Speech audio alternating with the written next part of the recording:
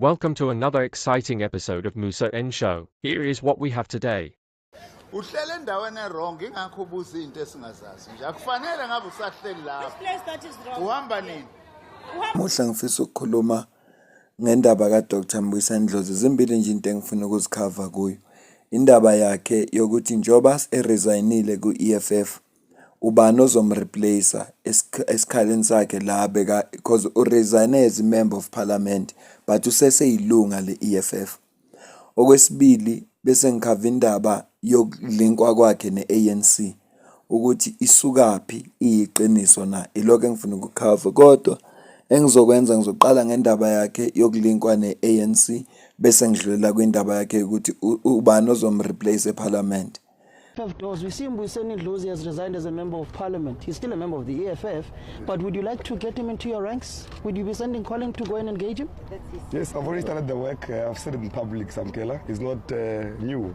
We've invited the EFF to close shop and come home so that we unite everyone behind the National Democratic Revolution. Will you be calling Mbuyiseni Ndlozi? I've got his number, I can give you. I've called him already. No, you see, his equal age colleague has called him already, so that's enough. The president was not worried about the EFF, it's my responsibility. Njengobuzwa ke Colin Malachi lo oyipresident ye-ANC Youth League etshela abezindaba ukuthi no sekamfonele already Dr Mbuyiseni Ndlozi ushuthi uyamrecruiter kahle kahle ukuthi no akashiye ku EFF azojoin iANC. Ilesi sizathu ke senza ukuthi isabalala inkulumo ukuthi kuthiwe uDr Mbuyiseni Ndlozi uya ku-ANC isuka kulesizathu kodwa akukho kusenzekile ngoba Dr Mbuyiseni Ndlozi akaze asho lutho kumuntu.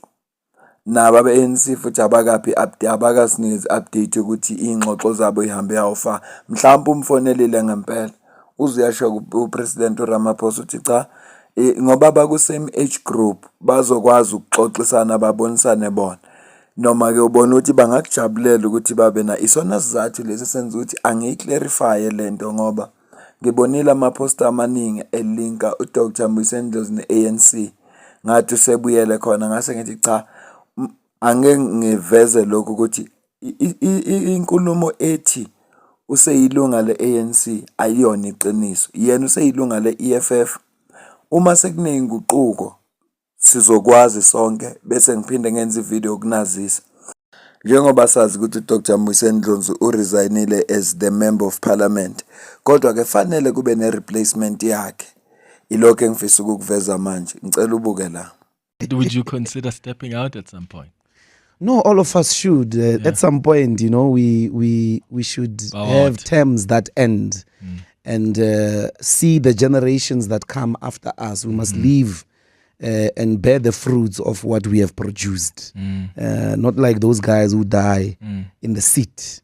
No, we must at some point, you know, relinquish and the student command produces the next generation and we too are led. Lana ke kule nkulumo oqeda kuyibona uDr Mbuyiseni Ndlozi waye ku702 iningi kabaxoxa khona babaze bambuza ukuthi ikhona na ezinye izinto azenza beside ipolitiki wabala nabakwenza khona ku-EFF wabala theater music nokunye nje abakwenzayo kodwa iphuze libalekile alivezayo ukuthi at some point noma kuthiwa occupy position kuyafuneka ukuthi uphume udedele igeneration ezemva kwakho iqhubeke ukuze uzobona phela ukuthi abantu bayafunda kwenabo bezokwazi ukwenza amaphutha abalungiseke ungazi uguge ufele esikhundleni leso ilona phuza alenze libalulekile. Never ever subject or accept the cultures of leading that boost individual egos. Let us lose ourselves, comrades, to the struggle. Let us do the dirty job all the time. Let us be humble like that. Leadership is the person who sets up the tables, who arrives first and takes out, makes sure the chairs are here. That's leadership. It's service. Umuntu ki-EFF emqokile ukuthi uzoreplace uDr Mbuyiseni Ndlozi yinango sisi uNaledi Chirwa. Uyena ke ozo replace uDr Mbuyiseni Ndlozi njengoba resignile as member of parliament. Ngeke ngamuzwa kusise Rizina kwi-State of the Nation unamaphuzu amahle. Siyethemba nje ukuthi umsebenzi wakhe uzowuphatha kahle futhi uzowenza ngobuqotho nangokwethembeka nangokuzinikela njengoba benza uDr Mbuyiseni Ndlozi. Ukhona ke nabambongelile usisi lo ethi ngicapha unoyedwa wabo. Kubantu abaningi abambongelile uNaledi bamfisela nezilokwe ezinhle oyedwa njengemcaphunile inangu lo msisi omlungu lo mama omlungu ngithi usisi uKim Hela othi Naledi Chirwa to replace Dr Mbuyiseni Ndlozi in parliament. Best wishes. One of my favorite. Nami ke uNaledi Chirwa ngiyamfavor kakhulu. Ngingathanda indlela Rizina ngayo. Asethembeka ukuthi uzowenza umsebenzi wakhe ngobuqotho. Yizona izinto lezi bengithi angiziclarify ngoba ngibone amanye ama-channel eposte ukuthi uDr Mbuyiseni Ndlozi usejoyine MK. Ngabona enye uDr Mbuyiseni Ndlozi usejoyine i-ANC. Kodwa ke ngase ngithi cha angiclarify lento icace kubantu ukuthi cha akakajoyini ANC. Yebo ANC ikshilo publicly ukuthi bamfonele bakhulumisana naye kodwa shuthi ingxoxo zabo azikakafiki la kuvunyelwana khona. Kodwa nje sikwaziyo manje ukuthi uDr Mbuyiseni Ndlozi useseyimember ye-EFF. Uyilunga nje elijwayelekile le-EFF. Uphumile lapha eParliament umuntu osezongena usisi uNaledi Chirwa. Ilokho ebengithi nje angicacise kakhulu ngoba ngibonile ukuthi kunezinkulumo eziningi manje abantu baye badideke. Ngibone ukuthi nje cha angithathe nje isinyathelo sokuthi ngiyicacise le ndaba ukuze abantu bangadideki. Ziningi ke indaba la okuzibona iseculator. Kodwa mina ke ngiyangathanda ukukhuluma ngendaba esiqiniseko ngayo.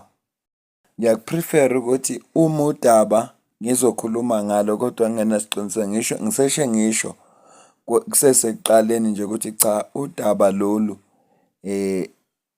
udaba engilicabangelayo noma ngumbono wami noma ngoba ngifuna udaba mangililetha ngithi hayi leli li-confirmed libe li-confirmed ngempela.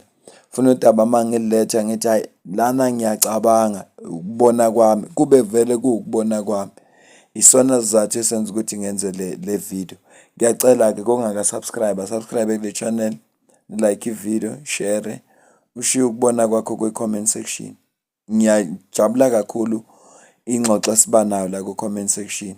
Nami iyangikhuthaza. Nama-advert mawabona ngiyacela uwabuke nje nawo ngokwenza njalo uzobe uyacontributor financially kule channel. Ngiyabonga.